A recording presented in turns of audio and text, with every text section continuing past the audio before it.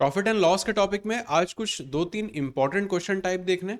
ये वाला जो पार्ट रहेगा प्रॉफिट एंड लॉस में ट्रिकी माना जाता है ना। जैसे स्टार्टिंग करेंगे बाय एंड सेल के, इनसे जुड़े सवाल लगभग हर साल हर पेपर में हर एग्जाम के किसी न किसी शिफ्ट में डेफिनेटली देखने को मिलते हैं।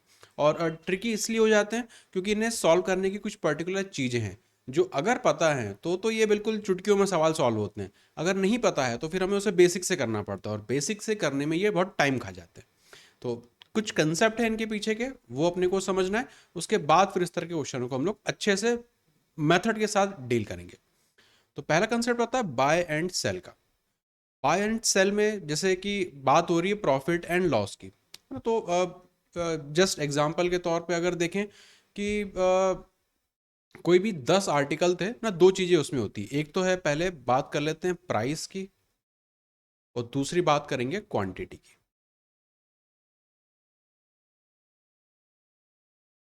प्राइस और क्वांटिटी, इन दो चीज़ों में हम लोग प्रॉफिट या लॉस देख सकते हैं। ज़्यादातर हमें आदत होती है प्राइस में देखने की कि कोई कोई चीज़ 10 रुपये में खरीद ली, 11 रुपये में बेच दी तो प्रॉफिट हो गया। हम लोग ज़्यादातर प्राइस के चीज़ों में हम लोग देख पाते हैं प्रॉफिट को।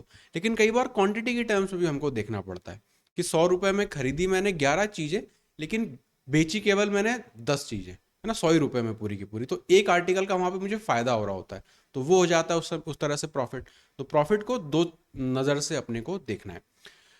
अब प्राइस और क्वांटिटी, इनका भी आपस में रिलेशनशिप चलता है ना। जैसे इसको डायरेक्ट नहीं बोलेंगे, इसको बोलेंगे इनवर्स, 1/क्वांटिटी। ये हो जाएगा करेक्ट रिलेशनशिप प्राइस और क्वांटिटी में। इसका क्या मतलब होता है अभी मैं आपको थोड़ी देर में बता दूंगा। अभी के लिए जस्ट क्या हम लोग डिस्कस करना चाह रहे हैं वो मैं आपको बता रहा हूँ। तो दो मैंने एग्जांपल आपको दिए कि मान लो कि 10 आपने पेन खरीदे लेटेस्ट से 100 रुपये में, और 10 के 10 पेन आपने बेच दिए 110 रुपये में। तो क्लियरली आपको दिख रहा है यहाँ पे कि आप 10 रुपये का यहाँ पे प्रॉफिट उठा रहे थे। तो एक चीज, एक नजरिया हुआ ये देखने का, है ना। तो ये हमने देखा किस हिसाब से, प्राइस के हिसाब से। तो प्राइस के हिसाब से क्या हो रहा था, यहाँ पे क्वांटिटी सेम करनी पड़ती कि जितना सामान आपने खरीदा उतना पूरा का पूरा फिर आपने बेच दिया। तो क्वांटिटी यहाँ पे हो गई सेम। वेरिएशन या प्रॉफिट या लॉस आप देख रहे हो प्राइस के टर्म्स में। अब इसका उल्टा भी हो सकता है। किस तरह से, वहां पे हम फिक्स कर देंगे प्राइस को। तो प्राइस फिक्स हम लोग किस तरह से दिखा सकते हैं। मान लो कि 100 रुपये में आपने 11 पेन खरीदे, और 100 रुपये में ही आपने 10 पेन बेच दिए। 100 रुपये में आपने खरीदे थे 11, लेकिन बेच दिए आपने कितने, 10। मतलब यहाँ पे जो एक आर्टिकल है ना, एक पेन, ये क्या हुआ, इसका आपको बेनिफिट हो गया। अब इसको भी आप और बेच के अपने और उससे एक्स्ट्रा पैसे कमा सकते हो। तो ये बात किसकी हुई, ये बात हुई अपनी क्वांटिटी की। ये हमने वेरिएशन देखा क्वांटिटी की टर्म्स में। तो दो तरीके से यहाँ पे अपने पास सवाल आएंगे। वो होता क्या है, रेट के हिसाब से देते हैं कि 3 पेन फॉर 2 रुपीज़, और एक same amount 2 pen for 5 rupees, और फिर बेचा उनको सबको 3 रुपीज़, 3 पेन पर 3 रुपीज़, इस तरह से। तो वो बताओ प्रॉफिट हो रहा है कि लॉस हो रहा है। तो वहाँ पे उसे हम दो नज़रिए से सॉल्व कर सकते हैं। या तो प्राइस की टर्म्स में देख लें तो वहाँ पे हम क्वांटिटी सेम कर देंगे, या फिर हम क्वांटिटी की टर्म्स में प्रॉफिट या लॉस देख लें तो वहाँ पर हम प्राइस को सेम कर देंगे। तो ये दो तरीके से हम लोग इन क्वेश्चंस को डील करते हैं। ये बात हुई अपनी बाय और सेल की। अब इसे लिखा किस तरह से जाता है, जैसे प्रॉफिट और लॉस की बात करें तो वहां पे हमने देखा था SP/CP का रेशो हम लोग हर जगह ले रहे होते थे, SP/CP। तो ये इनका डिफरेंस लेंगे, CP के हिसाब से वो बन जाएगा उसका प्रॉफिट।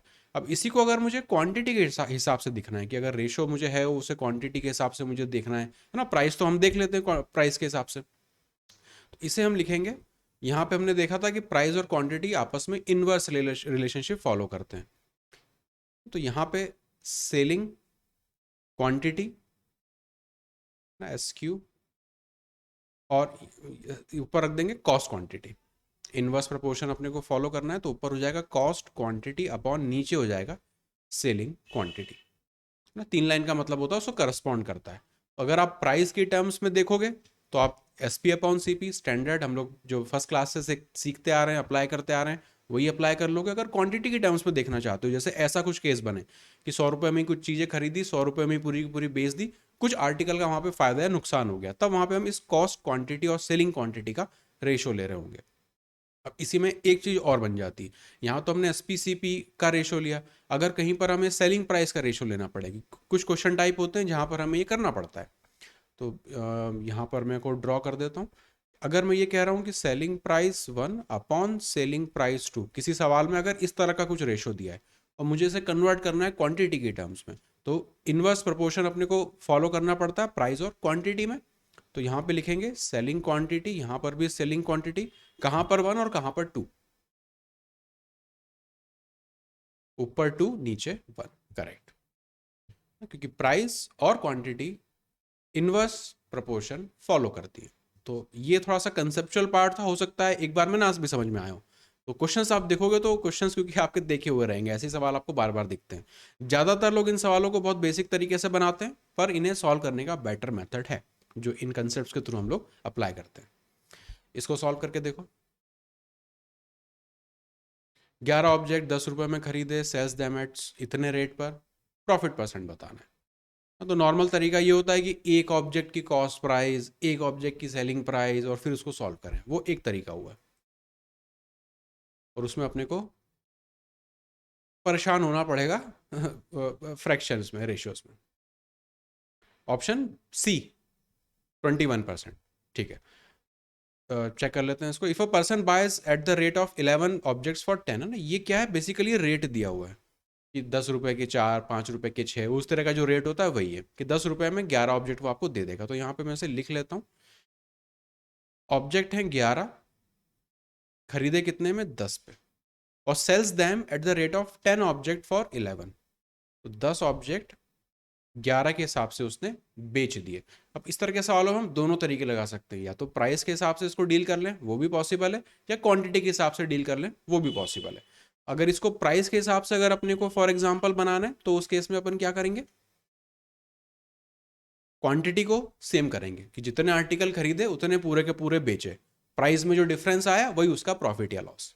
इसको अगर 10 से मल्टीप्लाई कर दें तो इसको भी 10 से मल्टीप्लाई करना पड़ेगा, इसको 11 से मल्टीप्लाई कर दें, इसको भी 11 से मल्टीप्लाई करना पड़ेगा। तो कितने आर्टिकल हो गए, 110 खरीदे, बेचे कितने, 110। तो आपने क्वांटिटी सेम कर दी। अब प्राइस की बात करें तो खरीदे कितने में, 100 रुपए में, बेचे कितने में, 121 में। तो डिफरेंस हो गया 21 का 100 पर, मतलब 21% ना। ऑप्शन नंबर सी यहाँ पे बिल्कुल सही हो गया।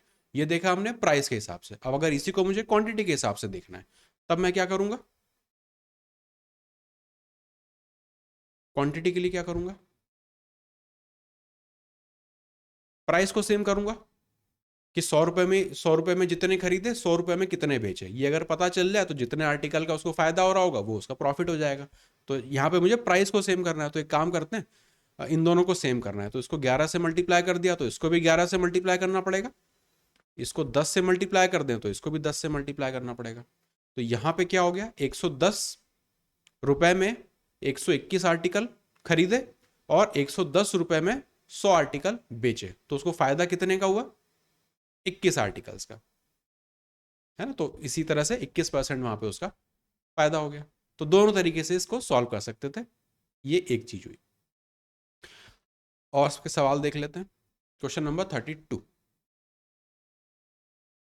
सो orange are brought for ₹350, sold at 48 for a dozen. तो ये दोनों रेट लिखे हुए हैं, 4 का 5, 5 का 6, ऐसा जो भी है।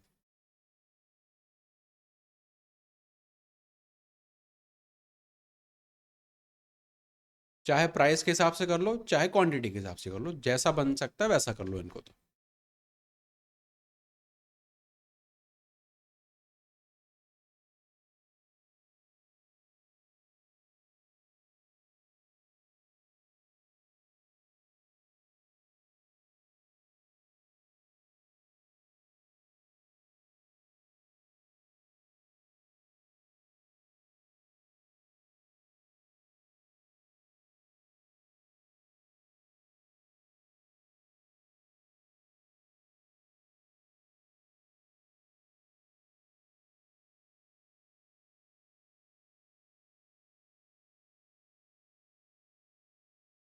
दिक्कत आ रही है मल्टीप्लाई करने में। हाँ, देखते हैं इसको आसान कैसे कर सकते थे। प्रॉफिट या लॉस परसेंट अपने को निकालना है, तो या तो क्वांटिटी सेम कर लो या प्राइस सेम कर लो। तो अपन क्वांटिटी सेम कर लेते हैं ना, सबको आसान लगता है क्योंकि प्राइस से सब ज़्यादा हैबिचुअल होते हैं। तो चलो इसको सेम कर लेते हैं कि जितने आर्टिकल खरीदे उतने ही उसने बेच दिए। तो मुझे ये हिस्सा सेम करना है। अब यार यहाँ पे 1200 को 12 इसका देखेंगे तो मल्टीपल्स बड़े बड़े दिख रहे हैं। तो अपने को ये तो पता है कि ये रेट है। अगर 100 रुपये में, अगर 350 रुपये में 100 बेचे तो अगर दोनों में से एक एक में जीरो तो हटा ही सकता हूँ। तो 35 रुपये में 10 हुए होंगे, है ना। बस इन्हीं रेशियोज को हम आपस में सिंप्लीफाई कर लेंगे। तो 5 से ये हो जाएगा 2 बार, 5 से ये हो जाएगा 7 बार। इसी तरह से मैं बेचते समय के रेशियो को भी सिंप्लीफाई कर सकता हूँ ना। 12 से ही तो जा ही रहा है, ये 1 बार, ये 4 बार। मतलब इसी रेशियो को अगर मैं लिखूं, सिंप्लीफाई करके अगर लिखूं, तो 2 आर्टिकल खरीदे 7 रुपए में और इसको 2 से मल्टीप्लाई कर दें तो 2 आर्टिकल बेचे 8 रुपए में। तो बेनिफिट कितने का हुआ उसको? एक का। कितने पे? 7 पे। तो 14.27 उसका फ्रैक्शन इक्विवेलेंट होता है।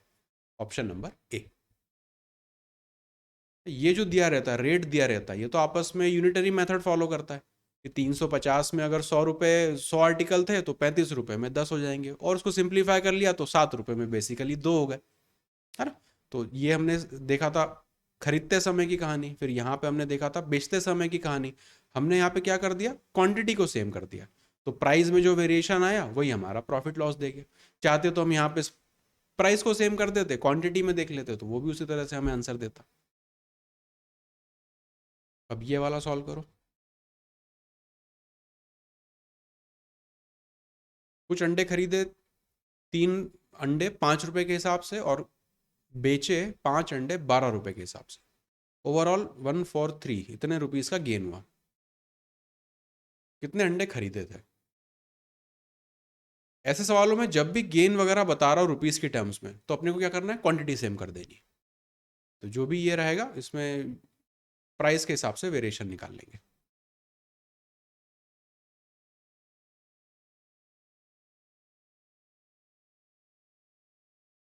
प्रॉफिट एंड लॉस के ऐसे ही सवाल पहले भी आते रहे हैं, अभी भी आते हैं। प्रीवियस ईयर उठा के देखोगे 1-2 साल में तो भी यही सब दिखेगा। इन पे कमांड ये ट्रिकी थोड़े से हो जाते हैं। 195 आप बता रहे हो। कुछ अंडे उसने खरीदे, 3 अंडे खरीदे 5 रुपए में और बेचे कितने? 5 अंडे 12 रुपए में। अब जो भी गेन है वो रुपीस की टर्म्स में, तो हम क्या करेंगे? यहाँ पे क्वांटिटी को मर्ज कर देंगे। तो क्वांटिटी अगर मर्ज कर दें, ऊपर 5 से मल्टीप्लाई कर दें तो 15 ये हो जाएगा 25 रुपए में, और इसको 3 से मल्टीप्लाई कर दें तो 15 ये हो जाएगा 36 रुपए में। तो इतनी चीज़ें अपने को मिल गई, है ना। क्वांटिटी सेम हो गई तो प्राइस में कितना डिफरेंस आ रहा है? 11 का। तो 11 करस्पॉन्ड करता है किसको? 1443 को। ये वैल्यू अपने को दी थी, इसलिए हमने यहाँ पे प्राइस को, यहाँ पे क्वांटिटी को सेम किया था, प्राइस में वेरिएशन निकाला। तो एक की वैल्यू कितनी हो जाएगी? 13। मतलब मल्टीप्लाइंग फैक्टर सब में क्या है? 30। तो 15 को 13 से मल्टीप्लाई कर देंगे तो 150 तो यहाँ पे हो गया, और 15×3 = 45, 195 करेक्ट है। Option number D. 34।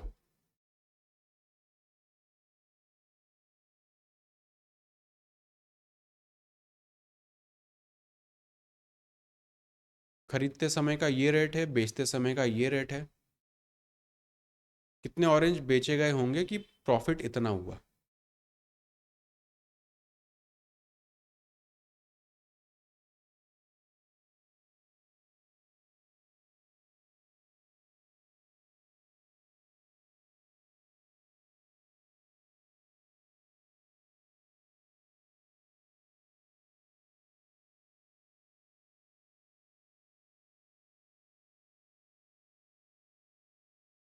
Option C आ रहा है आपका। सॉल्व कर लेते हैं।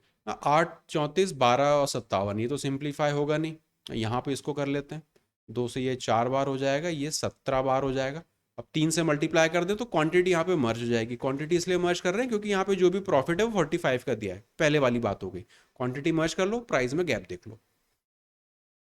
3 से मल्टीप्लाई कर देंगे तो 12 यहाँ पे, ये हो जाएगा 51।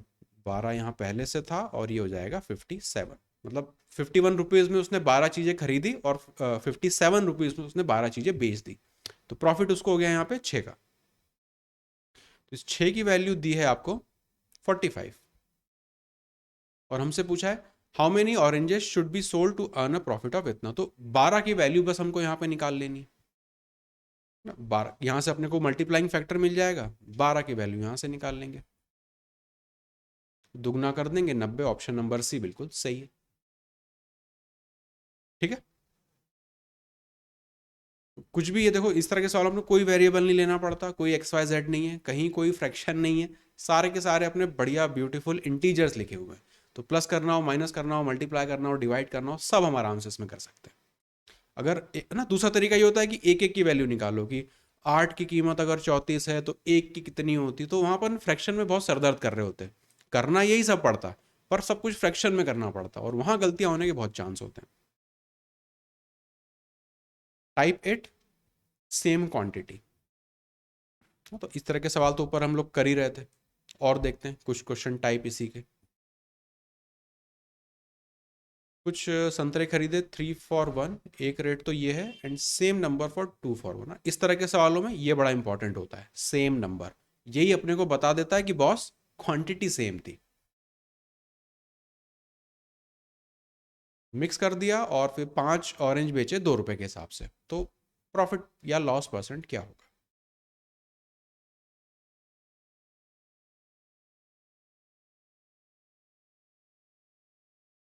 4% लॉस। बढ़िया अमर, अच्छा फास्ट कैलकुलेट किया, गुड। ये तो कहानी है उसके खरीदते समय। अब यहाँ पे क्या हुआ, अभी तक के सवालों में एक एक रेट दिया था खरीदने का, एक रेट दिया था बेचने का, तो वहां पे एक बार में एक स्टेप में सब कुछ कर देते थे। अब क्या हो रहा है, खरीदने के ही दो अलग अलग रेट दिए हुए हैं कि कुछ कुछ आर्टिकल इतने में, कुछ आर्टिकल इस रेट पे। तो पहले हमें क्या करना पड़ता है, यहाँ पे इन दोनों को मर्ज करना पड़ता है कि ओवरऑल जो टोटल मेरे खरीदारी हुई, पूरी खरीदारी हुई, उसका कितना मुझे पैसा देना पड़ा। अब चूंकि यहाँ इन्होंने बोला है सेम नंबर, तो सेम नंबर का मतलब ये 3 और 2 तो अलग अलग नंबर हो गए, तो इनको अपने को मर्ज करना पड़ेगा। अभी केवल खरीदते समय की ही कहानी चल रही है, बेचने वाली बात बाद में आएगी। तो उसको देखें तो 6 रुपए में 6 संतरे जो है वो 2 रुपए में खरीदे होंगे, और यहाँ पे 6 संतरे उसने 3 रुपए में खरीदे होंगे। तो यहाँ से मुझे मिल जाएगा कि ओवरऑल कॉस्ट प्राइस या कॉस्ट क्वांटिटी कितना रहा होगा। तो उसने 12 संतरे खरीदे 5 रुपए में, ये चीज मुझे मिल गई। एक ये मिल गया। अब बेचते समय का एक रेट उन्होंने अपने को दिया हुआ है, तो उसको एज इट इज यूज कर लेंगे कि 5 संतरे जो है वो 2 रुपए में। तो एक ये वाली चीज और एक ये वाली चीज, बस अब इन दोनों को मर्ज करना है जैसे ऊपर के सवालों में करते रहते थे। तो इसको तो 60 ही कर लेते हैं अगर प्राइस के हिसाब से निकालना है तो 60 अगर खरीदते समय की बात करें तो 25 रुपए में हुआ होगा, बेचते समय की बात करें तो 24 रुपए में। ना इसको इसको 5 से मल्टीप्लाई किया, इसको 12 से मल्टीप्लाई कर दिया, तो ये अपने को मिल गया। तो क्लियरली अपने को दिख रहा है कि 1 रुपए का वो लॉस उठा रहा है, कितने पे, 25 रुपए पे, 1/25, 4% का लॉस। ऑप्शन भी बिल्कुल करेक्ट। एक और ट्राई करो इसी पे। A man purchases a certain number of eggs eight 3 पर rupee and the same number, again इन्होंने लिख दिया सेम नंबर।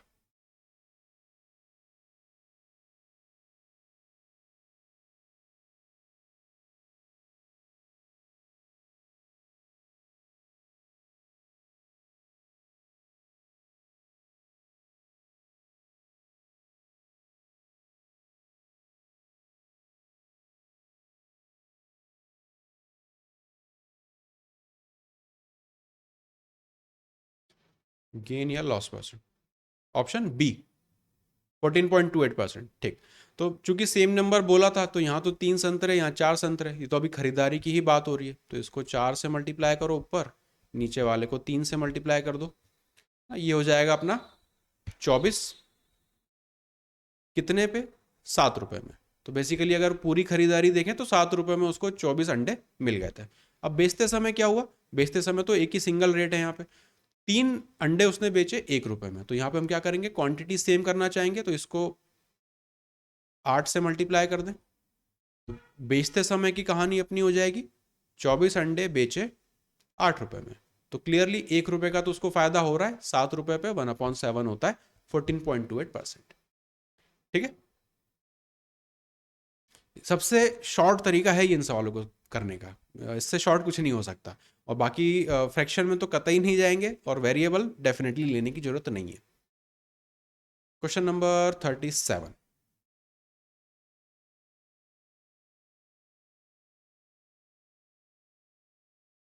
आई थिंक पहले जैसा ही है ये तो।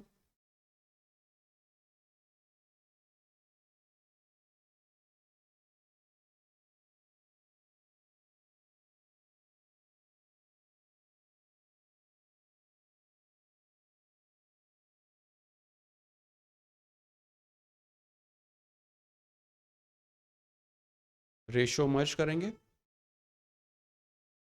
1% लॉस आप बोल रहे हो, ठीक है। तो सेम इक्वल नंबर है ना, सेम नंबर बोले, सेम अमाउंट बोले, इक्वल नंबर बोले, एक ही बात है। तो बेसिकली इसको 9 से मल्टीप्लाई करना पड़ेगा, इसको 11 से मल्टीप्लाई करना पड़ेगा। तो यहाँ पर देखें 99 और 99 मतलब 198, 198 जो भी है पेन है वो उसको मिले होंगे कितने पर, 20 रुपए में। ये उसकी खरीदारी की पूरी बात होगी। बेचते समय क्या हुआ, रेट तो यही है कि 10 पेन उसने बेचे 1 रुपए में। अब यहाँ पे दो चीज़ें कर सकते हैं, पहले तो इसको सिंप्लीफाई ही कर लेते हैं इसी स्टेप पे। ये बेसिकली हो जाएगा 99 और ये हो जाएगा 10 ना। इस पे अपन ने काम करेंगे, जितना सिंप्लीफाई कर सकते हैं नंबर अपने छोटे हो जाएंगे। तो 99 और 10, यहाँ पे 10 और 11। अगेन सेम चीज़ कर सकते हैं, या तो आप 99 और 10 को मर्ज करके कर लो तो आप क्वांटिटी सेम कर रहे होगे, या फिर आप यहाँ पे प्राइस सेम कर सकते हो। क्योंकि अगर दिख रहा है कि यार 99 को यहाँ करना है फिर उसको ऐड करना है, बड़े नंबर हो जाएंगे। तो एक काम करो कि अब की बार प्राइस को कर लो। दोनों तरीके से कर सकते हैं स्टेप के बाद। तो इसको 10 से मल्टीप्लाई कर दो, तो यहाँ पे भी 10 हो गया, यहाँ पे भी 10 है, मतलब बेसिकली यहाँ पे हो जाएगा 100 और यहाँ पे 10 ना। 100 और यहाँ पे 10 मतलब उसने 10 रुपए में खरीदे कितने, 99। तो बेसिकली 10 रुपए में बेचे कितने, 100। एक उसके अपनी तरफ से और जेब से उसको लगाना पड़ा, तो एक का उसको यहाँ पे लॉस हो रहा है ना। तो 1% लॉस बिल्कुल यहाँ पे सही। चाहे आप क्वांटिटी की तरफ से देख लो या फिर आप यहाँ पे लॉस की तरफ से देख लो, एक ही बात है। अब यहाँ पे एक गलती और हो सकती है ना, चूंकि यहाँ पे क्वांटिटी में बात कर रहे हैं, तो कि आपने डिफरेंस तो देखा एक का, बेस यहाँ पे 100 क्यों बनाया, ये तो बेचते समय की कहानी थी, 99 बनाना चाहिए था। तो क्या गड़बड़ है, 1/99 या 1/100 है ना। रीजन मैं जस्ट जानना चाह रहा हूँ कौन सा सही होगा।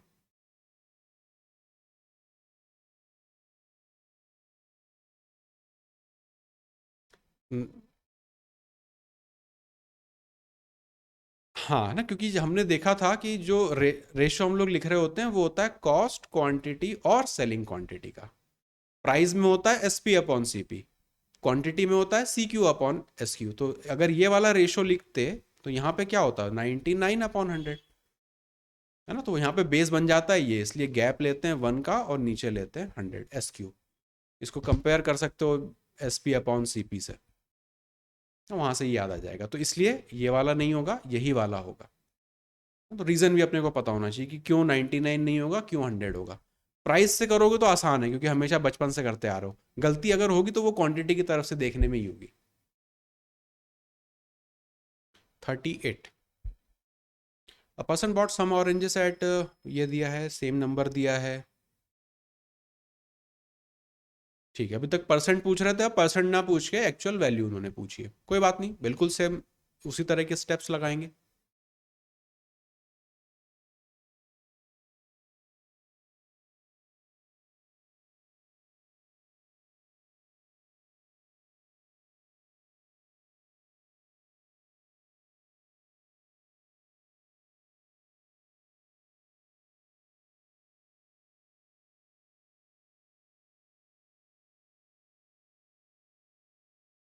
₹3 का लॉस आ रहा है मतलब क्वांटिटी मर्ज कर देंगे।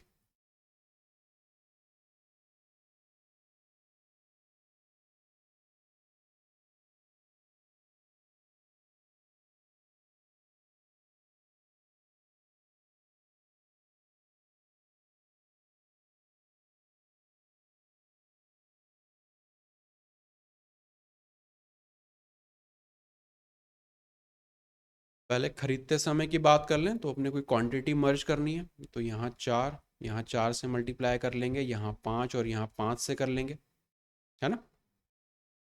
यहाँ पे अपने को मिल जाएंगे ओवरऑल 40।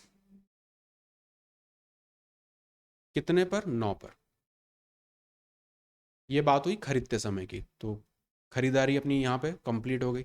अब यहाँ पे बेचते समय की बात करें तो 9 उसने बेचे 2 रुपए में, तो अब चूंकि डिफरेंस यहाँ प्राइस में दिया है इसलिए अपने को यहाँ पे क्वांटिटी मर्ज करनी पड़ेगी। इसको 9 से मल्टीप्लाई कर देंगे और इसको 40 से मल्टीप्लाई कर देंगे, तो इसको अलग कलर से लिख लेते हैं। खरीदते समय ये हो जाएगा 81, और बेचते समय इसको यहाँ पे ग्रीन में लिखा रहने देते हैं, 40 को 2 से मतलब 80।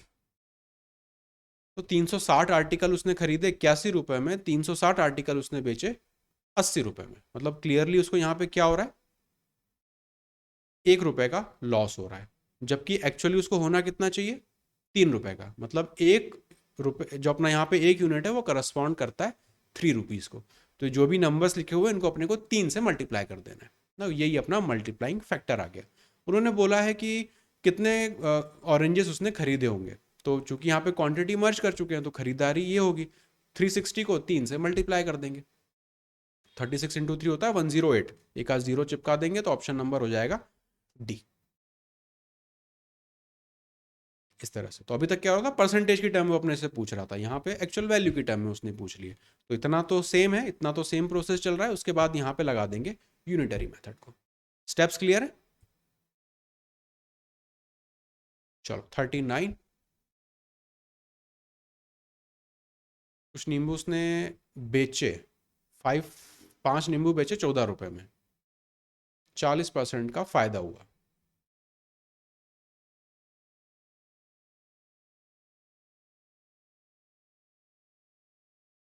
एक दर्जन नींबू कितने रुपए में खरीदे होंगे?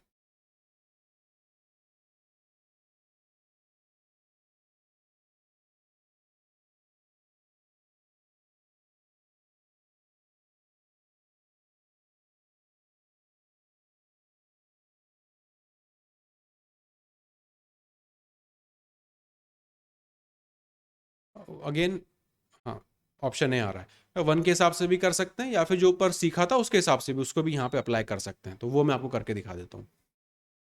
बेचते समय का तो उसने रेट अपने को दे दिया, खरीदते समय का अपने को रेट नहीं पता, वो अपने को प्राइस उसकी एक्चुअल निकालनी। तो एक दर्जन के बारे में बात हो रही है ना, तो मतलब 12 नींबू मान लो कि उसने एक्स रुपीज़ में खरीदे, तो ये हो जाएगा उसका कितने रुपए में उसने खरीदे। बेचते समय का तो उन्होंने ऑलरेडी अपने को बता रखा है कि 5 जो हैं वो उसने बेचे 14 रुपए में, वो उसने बेचे 14 रुपए में। अब यहाँ पे गेन बता रहे हैं 40%, तो एक काम करते हैं, अब इसको तो मर्ज करने का कोई मतलब है नहीं क्वांटिटी, यहाँ पे प्राइस को, तो क्वांटिटी को ही अपन मर्ज कर लेंगे। क्वांटिटी को ही मर्ज कर लेंगे, तो उसको 5 से मल्टीप्लाई कर दें तो 60 खरीदे होंगे कुछ 5x में, और यहाँ पे 60 खरीदे होंगे उसने, इसको मल्टीप्लाई करेंगे तो 144 और 24 मतलब 168, 168। तो खरीदते समय ये कहानी, बेचते समय ये कहानी ना, तो अपने को उन्होंने ऑलरेडी दे रखा है कि गेन कितना है 40% का। तो गेन होता कैसे, ये अपना कॉस्ट प्राइस है, ये अपना सेलिंग प्राइस है, तो S P upon C P का अगर मैं रेशो ले लूँ यहाँ पे, तो 168 अपॉन 5x, यही है S P upon C P. Gain कितना दिया है 40%, 40% को S P upon C P में लिखूंगा तो ये कितना आएगा, 14/10 या 7/5, है ना। इसको सिंप्लीफाई कर लेंगे, 7 से ये कटेगा क्या, हाँ जीरो आ रहा है मतलब कट जाएगा ये ना, 2 बार में ये, 4 बार में ये, 5 से ये कट जाएगा, एक्स की वैल्यू 24 आ रही है, तो ऑप्शन बिल्कुल सही है आपका आंसर 24। एक तो वन वाले तरीके से कर सकते हैं, कोई प्रॉब्लम नहीं, बढ़िया काम करेगा, या फिर अगर इसी तरीके से अगर हैबिट बन जाए तो ऐसे भी कर सकते हैं। एक्स को यहाँ पे कॉस्ट प्राइस एक्स मान लिया, यहाँ पे क्वांटिटी को मर्ज कर दिया, S P upon C P का रेशो ले लिया, क्योंकि ऑलरेडी गेन परसेंट दे रखा था। Next, same price. अभी तक क्वांटिटी मर्ज कर रहे थे, सेम प्राइस में अब प्राइस को मर्ज करेंगे।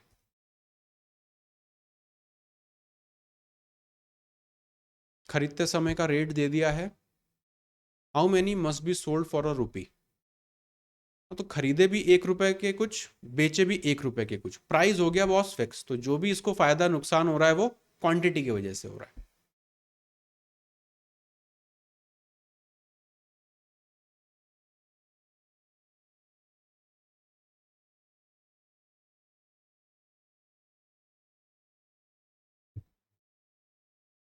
अब इस 33% का क्या करें, 33.33% का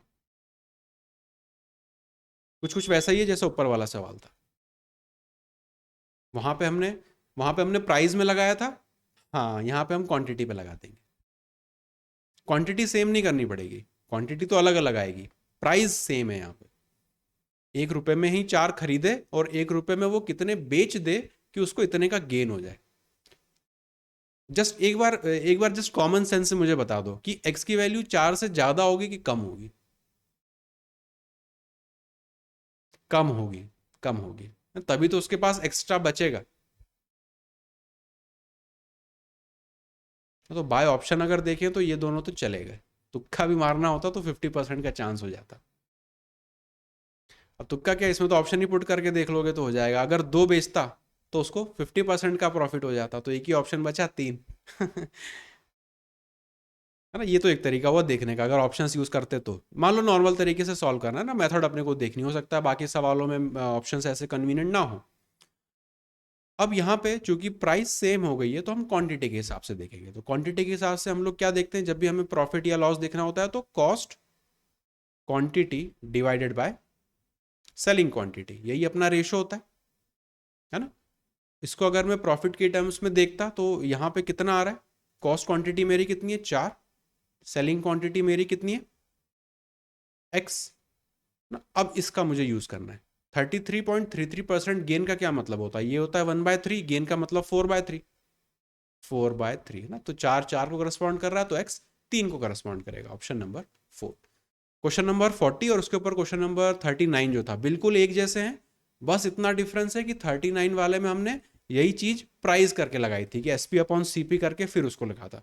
यहाँ पे हमने क्या किया, चूंकि यहाँ पे अपनी प्राइस सेम थी तो इसको हमने कॉस्ट के टर्म्स में लगाया कि cost quantity upon selling quantity, और फिर वो प्रॉफिट दे रहा है अपने को 4/3 का, 33.33%। क्लियर है। 41। तो ये क्वेश्चंस एक्चुअल एग्जाम के SSC के आए हुए, रिसेंट के आए हुए थे, तो ऑब्वियस सी बात है आगे भी आने के चांसेस बहुत हैं। डेटा बदल जाएगा, कंसेप्ट सेम रहेगा। डेटा डेटा सेम आ भी जाए तो कौन सा इतना डेटा किसी को याद रह पाता है कि अच्छा ये सवाल मैंने उस दिन किया था शाम को तो ये आंसर था उसका। है ना, सॉल्व तो करना ही पड़ता है। Chocolates are bought at rate इतना, कितने बेचने, और लगभग पहले वाले जैसा ही सवाल है ये।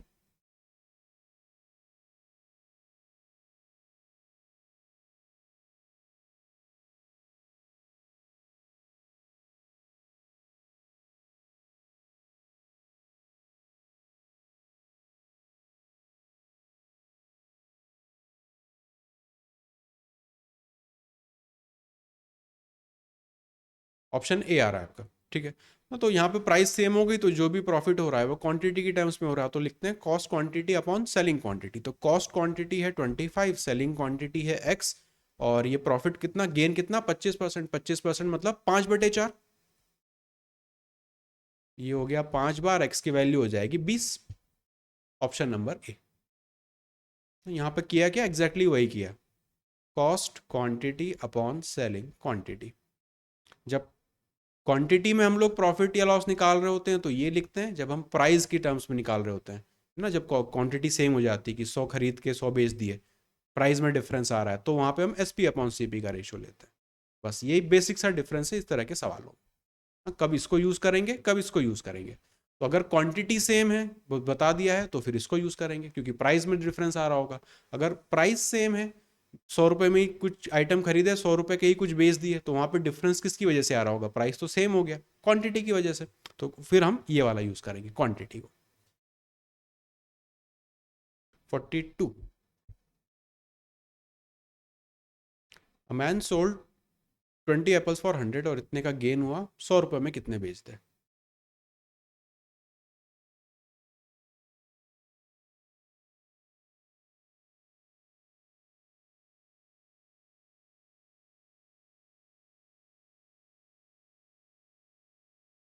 बेच नहीं पाए, खरीदने की बात हो रही है।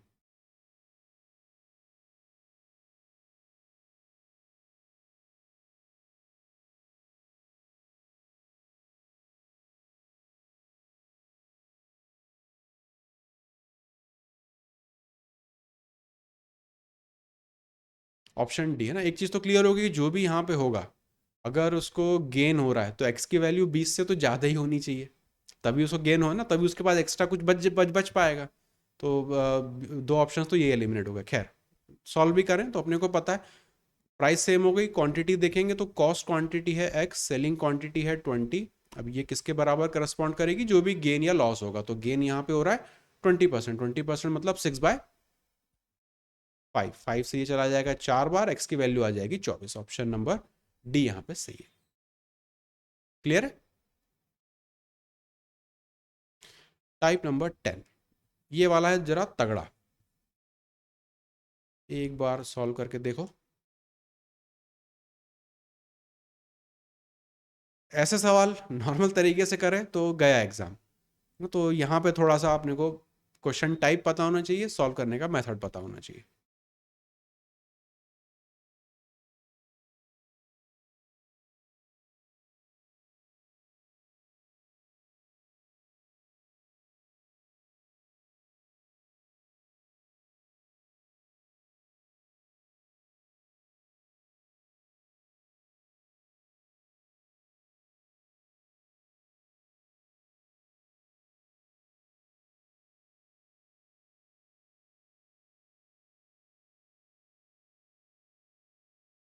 ऑप्शन नंबर डी आ रहा है आपका। अब पहले सवाल को थोड़ा सा देख लेते हैं कि इसमें क्या ऐसा अलग है जो ऊपर वाले सवालों से इसको अलग बनाता है। तो अब person sells 11 apples in rupees इतने, तो बेचने की बात हुई कि 11 एप्पल्स उसने बेचे 83 रुपए में, और उसको इसके कारण कुछ लॉस हुआ। ठीक है। How many apples can he sell in 83 to make a profit of ये। ऊपर के सवालों में क्या हो रहा था, कुछ खरीदारी की बात होती थी और कुछ बेचने की बात होती थी, है ना। ऐसे कुछ दो रेट दिए होते थे। यहाँ पे बेचने का कोई रेट, खरीदने का कोई रेट नहीं दिया है। एक बेचने का रेट दिया हुआ है और दूसरा भी बेचने का ही रेट पूछा हुआ है। ऐसे सवालों में सबसे सही तरीका होता है, ज़्यादातर क्या होता है, जो 83 वगैरह या जो भी यहाँ पे नंबर दिया हो, अगर एग्जामिनर अच्छा है तो यहाँ पे 83 की जगह 88 कर देगा, ताकि आप एक एप्पल की प्राइस निकाल के फिर सॉल्व कर पाओ, आसान हो जाएगा। पर एग्जामिनर बदमाश है तो फिर वो वहाँ पे ऐसा नंबर देगा जो कि 11 से डिविजिबल ना हो, ताकि आप एक की वैल्यू निकालने बैठो तो आपको फ्रैक्शन मिले, और आप उसका फिर ना 20% ना कुछ नहीं निकाल सकते हो, फ्रैक्शन में ही खेलते रहोगे। इसको सॉल्व करने का तरीका ये होता है कि यहाँ पे हमें पता है कि यार 83 रुपये में ही पहले उसने कुछ बेचे, तो उसको इतने का लॉस हुआ। तो 83 रुपये में वो कितने बेचे थे ना, तो 83 कुछ यहाँ पे सेम हो गया, मतलब सेलिंग प्राइस यहाँ पे या फिर कहें टोटल जो भी प्राइस है वो सेम रखना है। चेंज क्या आएगा यहाँ पे, क्वांटिटी के हिसाब से। तो हम लोग क्या करते हैं इसमें, सिंपल है, सब कुछ छोड़ते हैं। कॉस्ट प्राइस जो है मान लेते हैं कि वो 100 है। सबसे सिंपल सा तरीका है कि कॉस्ट प्राइस को 100 रुपये मान लो यहाँ पे। अगर कॉस्ट प्राइस इतनी है तो सेलिंग प्राइस पहली मेरी कितनी होती, 20% के लॉस के हिसाब से वो हो जाती 80। सेकंड केस में मुझे 10% का प्रॉफिट चाहिए, मतलब दूसरा वाला मेरा सेलिंग प्राइस कितना होता, 110। 180 और 110, तो यहां पर हम क्या कर रहे होते हैं, जो सेलिंग प्राइस आ रहा है इसका रेशो ले रहे होते हैं। तो यहां पे अगर मैं इसका रेशो लूं SP1 और SP2 ना, ये प्राइस का रेशो मैं लेना चाहता हूं क्वांटिटी से। तो क्वांटिटी किस तरह से यहाँ पे लिखेंगे हम, SQ कहाँ पे 1 कहाँ पे 2, ऊपर 2 नीचे 1, प्राइस और क्वांटिटी इनवर्स प्रोपोर्शन फॉलो करती है। SP1 और SP2 का रेशो मुझे यहाँ से पता है ना, तो इसको यहाँ पे मिटा के मैं लिख सकता हूँ 8 और 11, 8 और 11। अब बात आती है सेलिंग क्वांटिटी 2 और सेलिंग क्वांटिटी 1। तो ये जो 11 एप्पल्स दिया था, ये क्या था, पहली वाली सेलिंग क्वांटिटी थी, तो ये SQ1 दिया हुआ है। और बाद में वो कितने बेचे, वो सेलिंग क्वांटिटी 2 मांगी थी, मतलब सेलिंग क्वांटिटी 1 यहाँ पे 11 है ना, तो यहाँ पे 11 लिख सकते हैं, यहाँ पे 11 लिख सकते हैं। और कलर चेंज कर देता हूँ, 11। तो 11 11 को करस्पॉन्ड कर रहा है, तो SQ2 किसको करस्पॉन्ड करता है, 8 को करता है, मतलब यहाँ पे भी 8 ही आना पड़ता। Option number D. कोई फ्रैक्शन नहीं, कोई वेरिएबल नहीं, कहीं कुछ नहीं, बस इतना अपने को करना है। क्वेश्चन टाइप थोड़ा सा इंपॉर्टेंट हो जाता है, तो अगर ऐसा थोड़ा सा याद रह जाए, सेलिंग पहले भी सेलिंग का कुछ देते हैं, लॉस लॉस या प्रॉफिट होगा, बाद में भी कितना बेचें वो पूछते हैं, प्रॉफिट या लॉस होगा। तो हम कॉस्ट प्राइस 100 मान के फिर उसको इस तरह से प्रोसीड करेंगे। अगला सवाल, पेन सेट 32 और रुपी, उसको इतने का लॉस होता है, कितने बेच दे 20% का गेन हो जाए।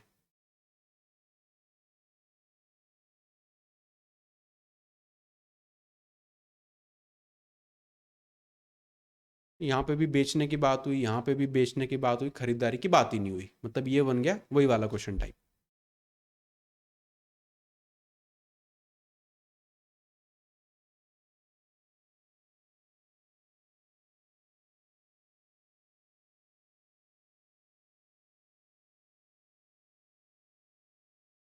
सोलह चेक कर लेते हैं। कॉस्ट प्राइस अगेन यहाँ पे मैं 100 मान के चलूंगा, तो मेरी जो सेलिंग प्राइस 1 है वो कितनी होती, 40% का लॉस हो रहा है मतलब 60। सेलिंग प्राइस 2 मेरी कितनी हो जाती, 20% का गेन हो रहा है मतलब 120। तो अगर मैं SP1 अपॉन SP2 का रेशो ले लूँ तो वो मेरा आ जाएगा 1/2। ये बराबर किसके होगा, selling quantity 2 upon selling quantity 1 के, जैसा पिछले सवाल में देखा था। तो यहाँ पे सेलिंग क्वांटिटी 1 जो है वो कितनी दी है, 32। तो सीधी सी बात है, SQ2 कितना हो जाएगा, उसका आधा, 16, है ना। ऑप्शन नंबर बी बिल्कुल सही है। ऐसे ही सॉल्व किया था।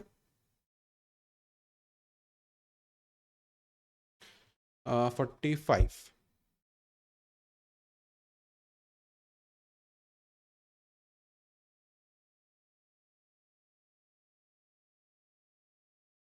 अब ये उससे थोड़ा सा ट्रिकी हो गया।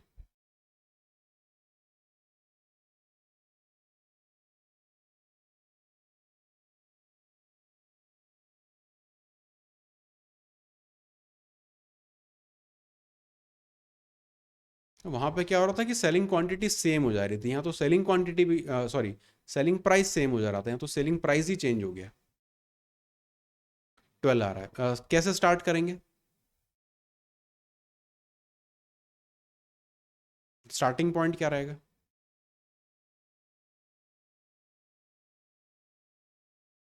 बताओ।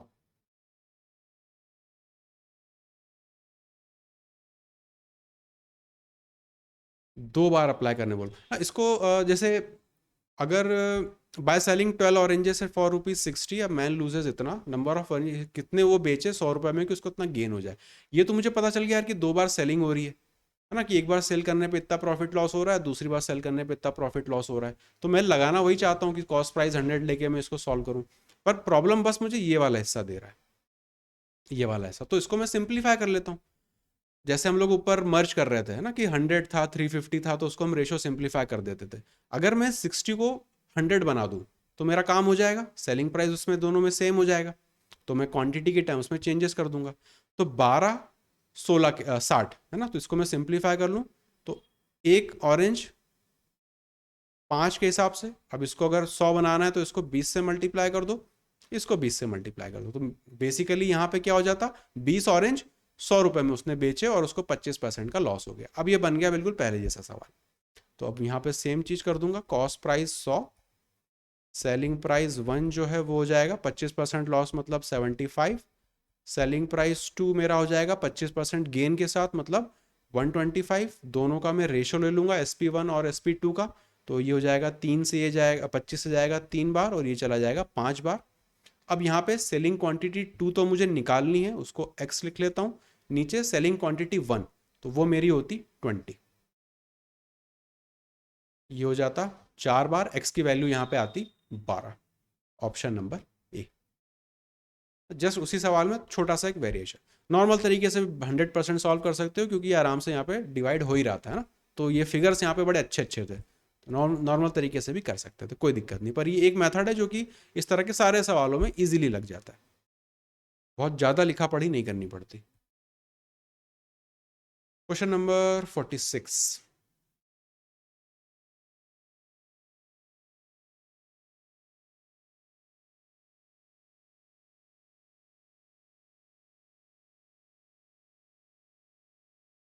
On selling 4 oranges for a rupee, a man loses 7%. Find his profit or loss percent on selling 3 oranges for them. Profit हो रहा है 24% का। तो यहाँ पर अगर देखें तो selling 4 oranges for a rupee, 4 oranges है, 1 रुपए पर बेचने पे उसको इतने परसेंट लॉस होता है। फाइंड इज प्रॉफिट और loss percent of selling 3 oranges for 1, लगभग पहले जैसा ही हो गया ये। कॉस्ट प्राइस अगर यहाँ पे 100 मान लेते हैं ना, तो सेलिंग प्राइस 1 मेरा यहाँ पे हो जाता 93, 93 हो जाता। मुझे निकालना क्या है यहाँ पे, लॉस या प्रॉफिट नहीं पता, मतलब बेसिकली अगर मैं देखूँ तो SP2 मुझे यहाँ पे नहीं पता, तो उसको मैं मान लेता हूँ x अभी के लिए। प्रोसेस में एग्जैक्टली सेम लगाना चाह रहा हूँ क्योंकि ऊपर जो हमने करी थी। अगर मैं SP1 और SP2 का रेशो ले लूँ यहाँ पे, तो 93/x लिखूंगा, बराबर मैं यहाँ क्या लिखूंगा, यस है ना, क्योंकि ऑलरेडी इन्होंने अपने को क्वांटिटी का रेशो दे रखा है। तो ऊपर हो जाएगा SQ2 मतलब 3, और यहाँ पे हो जाएगा SQ1 मतलब 4। 3 से ये हो जाएगा 3 और 1, x की वैल्यू आ जाएगी यहाँ पे 4 और 12 124। 124 x की वैल्यू यहाँ पे अपने को आ रही है, मतलब 100 से कितना 24 ज़्यादा है, तो 24% का प्रॉफिट हो रहा होगा उसको। तो ऑप्शन डी बिल्कुल सही है।